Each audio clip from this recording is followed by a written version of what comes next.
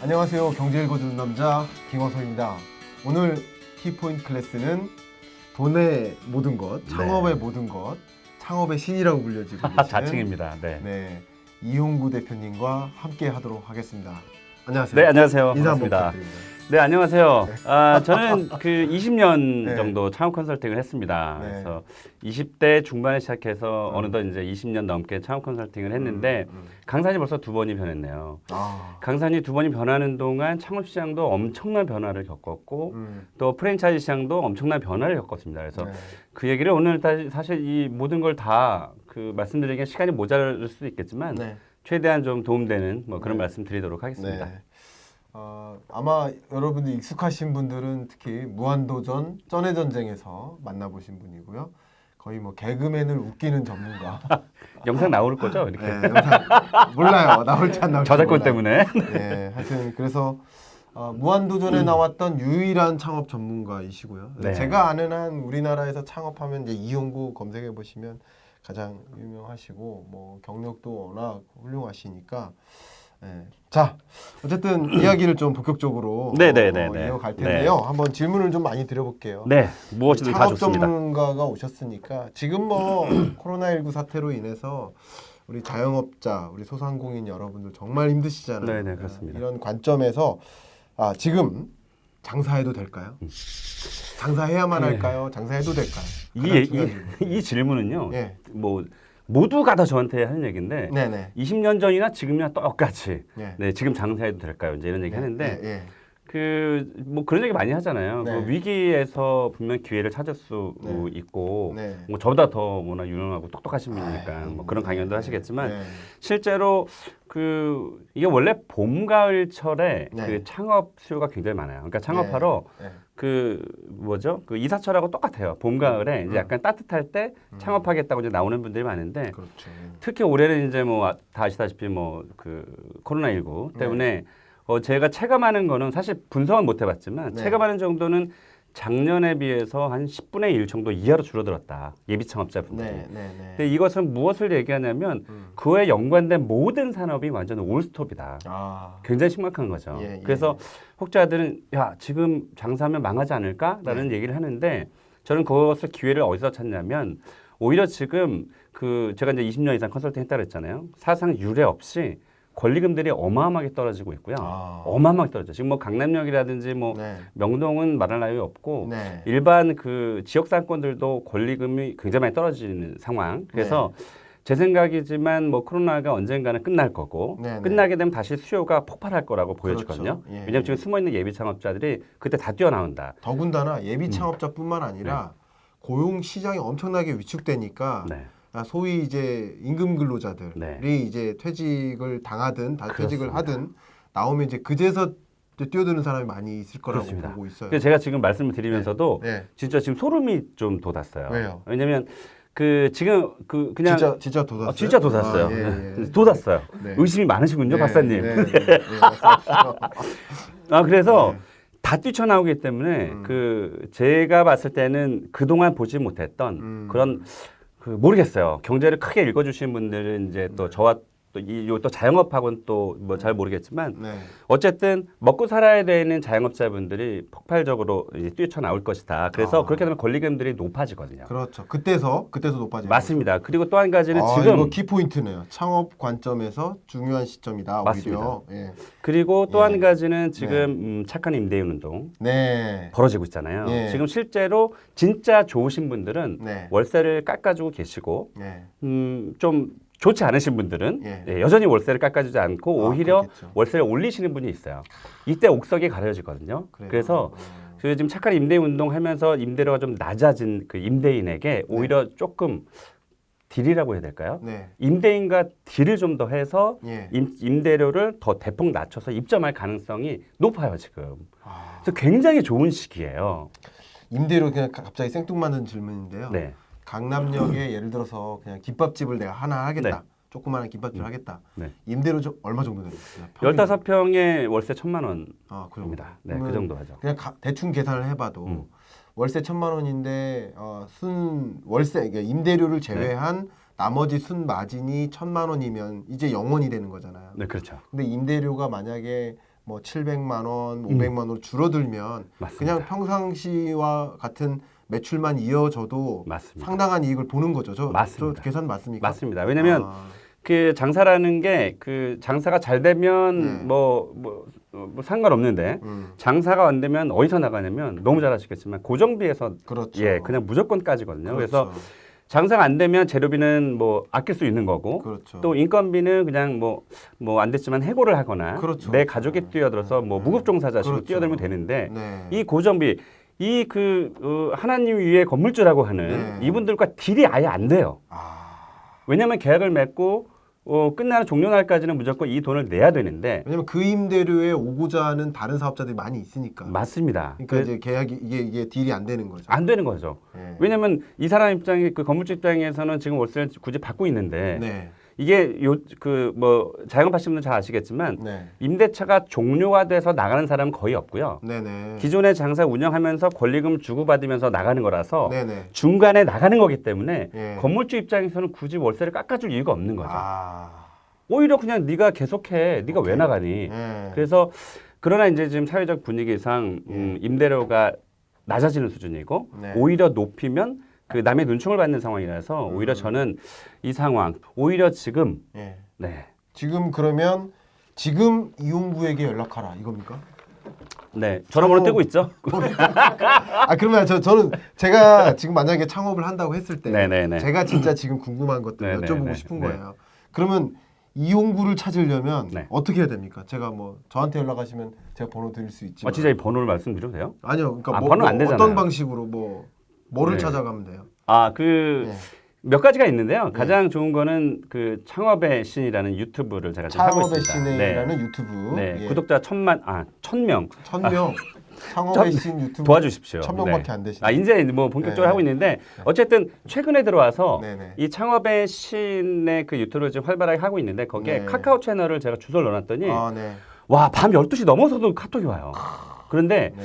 예전 같았으면 그냥 끄고 잤을 거예요. 네네. 근데 이게 진짜 싫어요. 며칠 전에 경북 울진에서 네. 카페를 하시겠다는 분이 있는데 네. 12시 넘어서 카톡이 왔는데 네.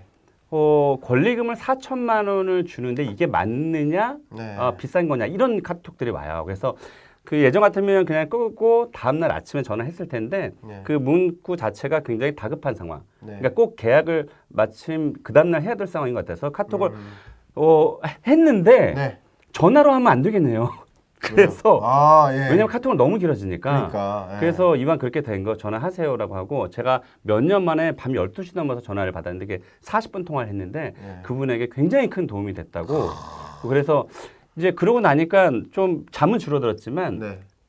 거짓말이 아니고 진짜 그 보람 같은 걸 느꼈어요. 그럼 착한 임대인에 이어서 착한 약간 컨설턴트. 네, 그래서 네. 밤 12시 넘어선 전화하지 마시고요. 밤 12시. 하여튼 그래서 네. 카카오톡의 창업의 신이나 네. 유튜브의 창업의 신을 창업의 검색하시면 신. 제가 나오니까요. 이 방송을 통해서는 제가 무슨 상업적으로 이용하는 것이 아니니까 네. 궁금한 거 있으시면 제가 얼마든지 아니 우리 네. 시청자 여러분들이 그런 것들도 알고 계셔야 되거든요. 네. 어쨌든 다 이걸 일거수일투족을 다 알아야 됩니다. 왜 그러냐면 네. 제가 말이 좀 길어질지 모르겠는데 왜 그러냐면 지금 가짜 뉴스들이 너무 많아요. 네. 이쪽 창업 쪽에도 가짜 뉴스가 정말로 그러네. 많아서 네. 소위 참 마음이 아픈 건 창업 전문가라고 하는 분도 네. 프랜차이즈 본사에서 돈을 받고 그 칼럼을 써줘요. 아. 그럼 이거는 저는 네. 그거 사실 이게 수년 전부터 이것을 지적하고 싶었는데 네. 어디 공중파 방송에서 지적을 할 수 없잖아요. 저도 지금 KBS 라디오를 하고 있잖아요. 그렇죠. 네. 근데 그런 데서는 이게 못 하거든요. 근데 네. 왜냐하면 어제 이거 보세요. 안 좋은 생태계네요. 울진에서 네. 그 카톡이 왔다고 했잖아요. 이거는 네. 누구에게 또 당할 수도 있거든요. 네. 그게 그 점포를 파는 양도인이던 네. 건물주든 프랜차이즈 본사든 네. 그런데 심지어 뉴스라는 거는 좀 믿게 되잖아요. 네. 근데 그런 소위 전문가라고 하는 사람이 네. 전 이제 기사를 보면 알잖아요. 네. 무슨 프랜차이즈 본사까지 이름 네. 나오면서 이제 이런 것들 일반 창업자는 그대로 믿거든요. 아. 네, 그래서 그런 뭐 그것뿐만이 아니고 프랜차이즈 본사들도 뭐 가맹 모집을 위해서 어마어마하게 또 광고를 뭐 과하게 하고 있으니까 네. 그런 것들만큼은 제가 옥석을 가려드릴 수 있으니까요. 그런 걸 전화 주시면 제가 그건 뭐 돈을 받고 할 수 있는 건 아니잖아요. 네. 그러면 제가 도움을 드리도록 하겠습니다. 그렇군요. 네. 자, 그럼 그런 정보가 굉장히 중요한 것 같고요.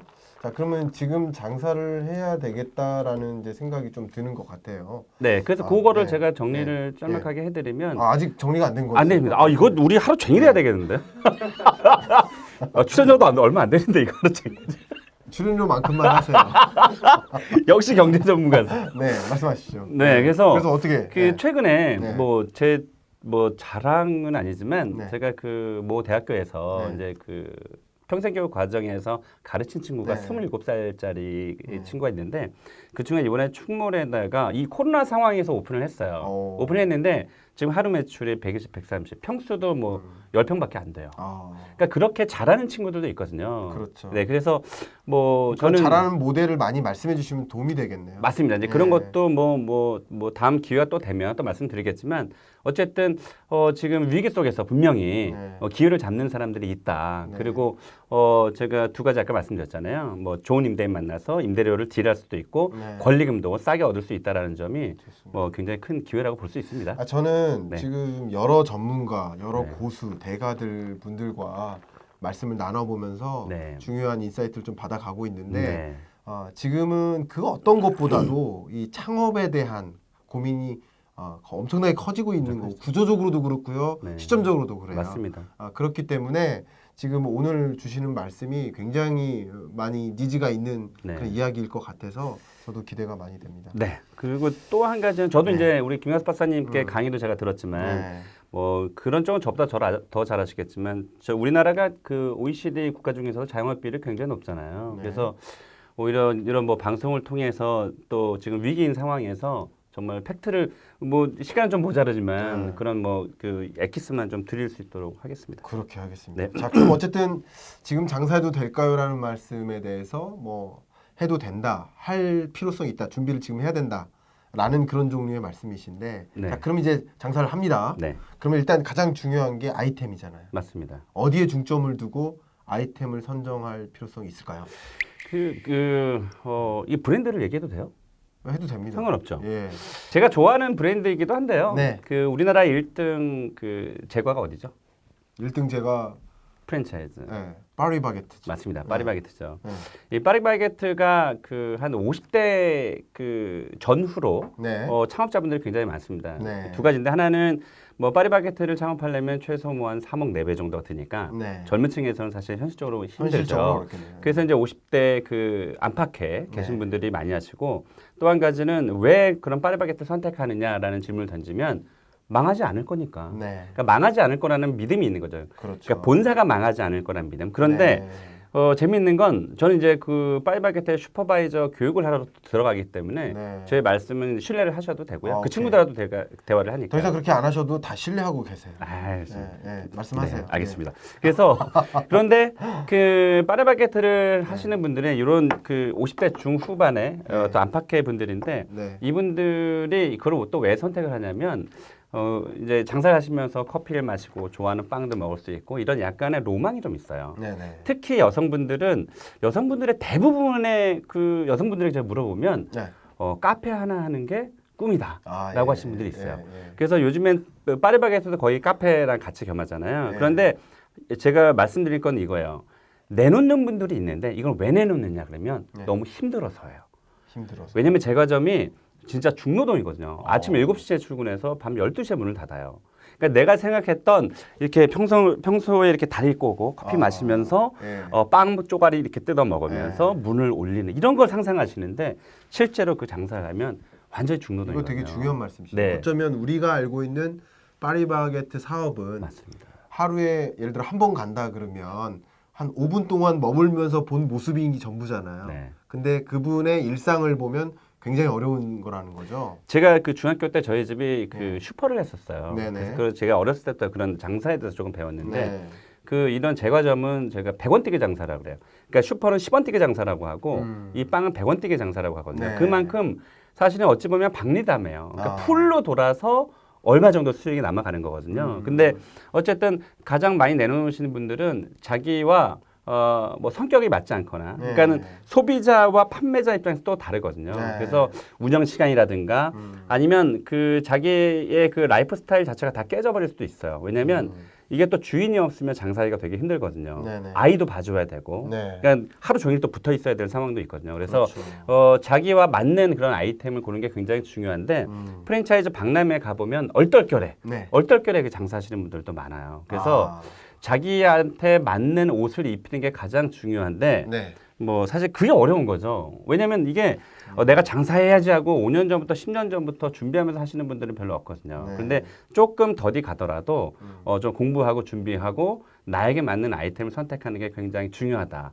현실과 또 보여지는 거하고는 완전히 다르다. 그래서 정리하면 내놓는 가게를 내놓는 사람들의 이유가 대부분은 자기와 맞지 않아서다. 그래서 처음에 단추를 이렇게 꿰 때 네. 처음부터 잘 꿰야 되잖아요. 네. 그래서 자신에 맞는 창업 아이템을 고르는 게 굉장히 중요하죠.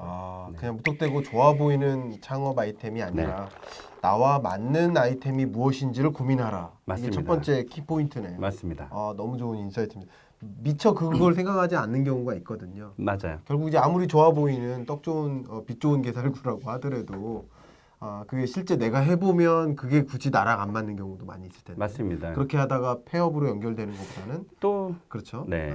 또 한 가지는 일단 창업 저는 좀 아쉬운 게 네. 그 사실 이런 방송이 좀 많았으면 좋겠어요. 그러니까 네. 실질적으로 자영업자분들에게 도움을 줄 수 있는 실제 방송. 네, 네. 뭐 대부분은 이제 이론적인 것도 얘기하시는 분들도 있을 텐데 네. 이게 제 왜 이런 말씀 드리냐면 그 예비 창업자들이 네. 나 창업을 어떻게 해야지? 특히 우리 여기 스태프들도 계시겠지만 방법 있으세요? 루트가 없어요. 생각을 안 해봤죠.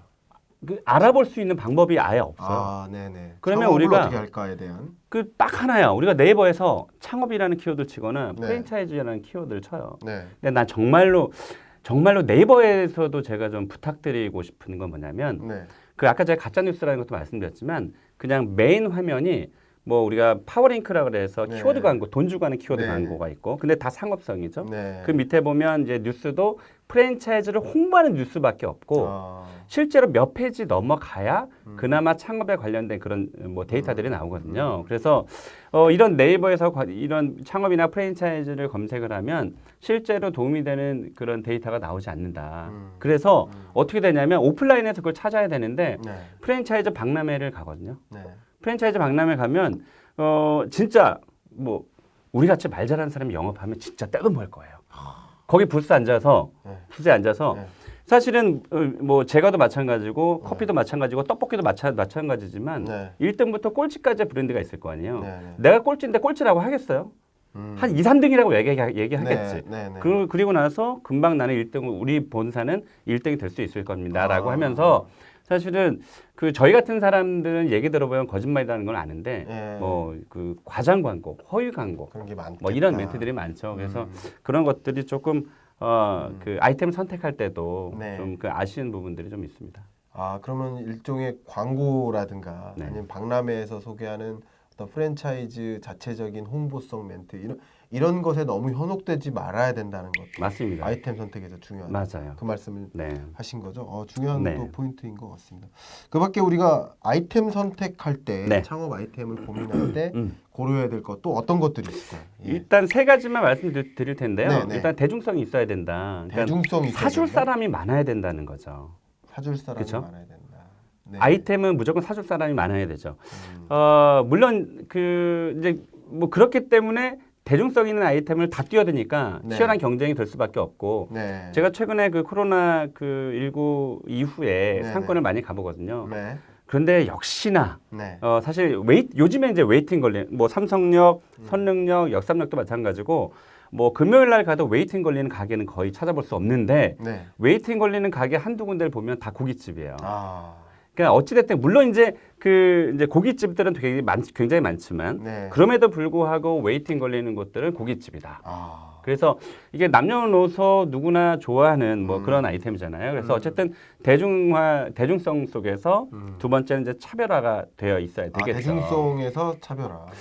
그 요즘에 보면 예. 왜 그 차돌베개 전문점, 네. 뭐 브랜드가 뜨고 있고 네. 또 심지어 우리는 옛날에 껍데기는 네. 그냥 공짜로 주고 막 이랬었거든요. 근데 껍데기를 활용해서 껍데기 전문점도 나오잖아요. 네. 이렇게 그건 고기지만 네. 고기 대중성 속에서 약간 차별화시킨 것들을 조금 내놓으시면 잘 될 거라고 보여지고요. 또 한 가지는 일단 수익성이에요. 나는 뭐 매출 대비해서 30%를 생각했는데 뚜껑을 열어보니까 10%밖에 안 나오는 거예요. 이런 게 굉장히 많아요. 그래서 실제로는 이 방송이 조금 시간이 제가 많으면 디테일하게 더 들어갈 텐데 그건 다음 편에서 말씀 주시면 됩니다. 네, 다음 그래서 편에서. 뭐 대중성, 차별성, 또 수익성 요 세 가지는 꼭 체크를 해야 저는 된다는 오늘 거죠. 여기서 창업을 고민하시는 분들이 굉장히 많으실 테고 네. 그리고 창업을 지금 해야 되나 언제 해야 되나를 고민하는 분도 많이 계실 텐데 지금 말씀하시는 그런 관점에서 아이템을 선정할 때 이런 것들을 고민해야 되겠다. 그냥 막연히는 알고 있었지만 이제 포인트를 찝어주면서 이렇게 얘기해 주신 분이 단 한 분도 안 계시거든요. 이런 포인트라는 것을 포인트들을 유념하면서 아이템을 선택해서 네. 장사 혹은 이제 사업을 창업을 시작해 보는 것도 중요한 어떤 교훈일 수 있겠다, 인사이트가 맞습니다. 됐겠다라는 것을 네. 하겠습니다. 네. 그러면 여기까지 이 첫 번째 시간은 좀 마무리하도록 하고요. 이어지는 이야기가 더 궁금하실 텐데 네. 잠시만 기다리셨다가 2부에서 그 부분을 좀 충족시켜 드릴 수 있도록 하겠습니다. 여기서 키포인트 클래스 이용구 대표님과 마무리하도록 하겠습니다. 네. 감사합니다.